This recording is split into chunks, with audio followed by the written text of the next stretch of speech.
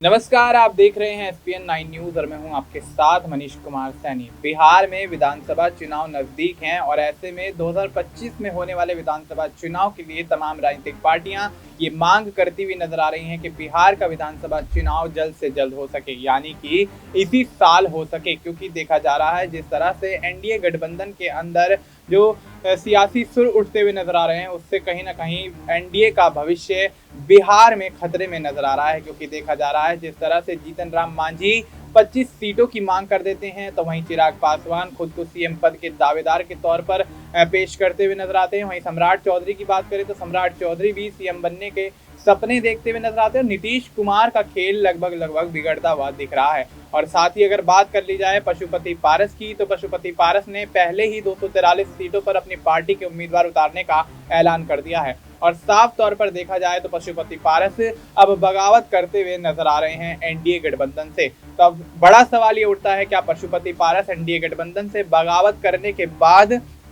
बिहार की राजनीति में कोई बड़ा कदम उठाने जा रहे हैं और अकेले के दम पर अगर चुनाव लड़ते हैं और चुनाव में ज्यादा से ज्यादा सीटें निकालने में कामयाब रहते हैं, तो क्या एनडीए के अंदर ही रहेंगे या फिर इंडिया गठबंधन की तरफ रुख करते हुए नजर आएंगे। और अगर पशुपति पारस की पार्टी जीत जाती है तो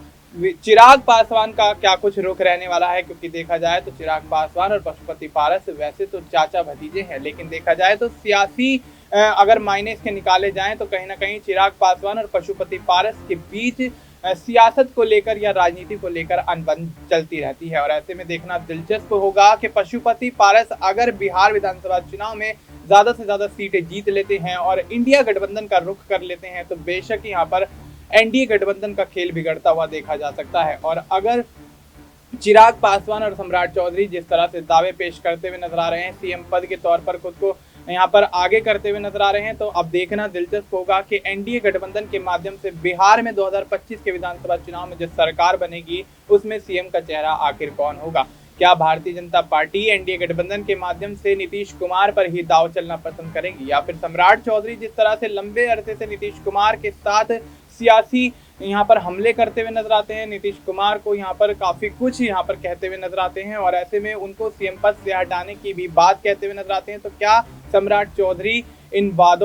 बातों में सफल होते हुए नजर आएंगे। और जीतन राम मांझी जिस तरह से 25 सीटों की मांग कर देते हैं, तो जीतन राम मांझी को अगर 25 सीटें एनडीए गठबंधन दे देता है, तो जीतन राम मांझी क्या कुछ बिहार की राजनीति में आगे करते हुए नजर आएंगे। फिलहाल आपको क्या कुछ लगता है इस मुद्दे पर, आप अपनी राय हमें कमेंट करके बता सकते हैं। क्या बिहार के अंदर यहाँ पर जीतन राम मांझी बिहार की राजनीति में बड़ा खेल करेंगे, या फिर सम्राट चौधरी जिस तरह से दावे करते हुए नजर आ रहे हैं वो सीएम पद के दावेदार बनाए जा सकते हैं, और नीतीश कुमार का खेल किस तरह से बिगड़ने वाला है बिहार की राजनीति में, आप ये कमेंट करके हमें बता सकते हैं। फिलहाल के लिए इतना ही। देश और दुनिया से जुड़ी तमाम जानकारी के लिए आप देखते रहिए एसपीएन 9 न्यूज़।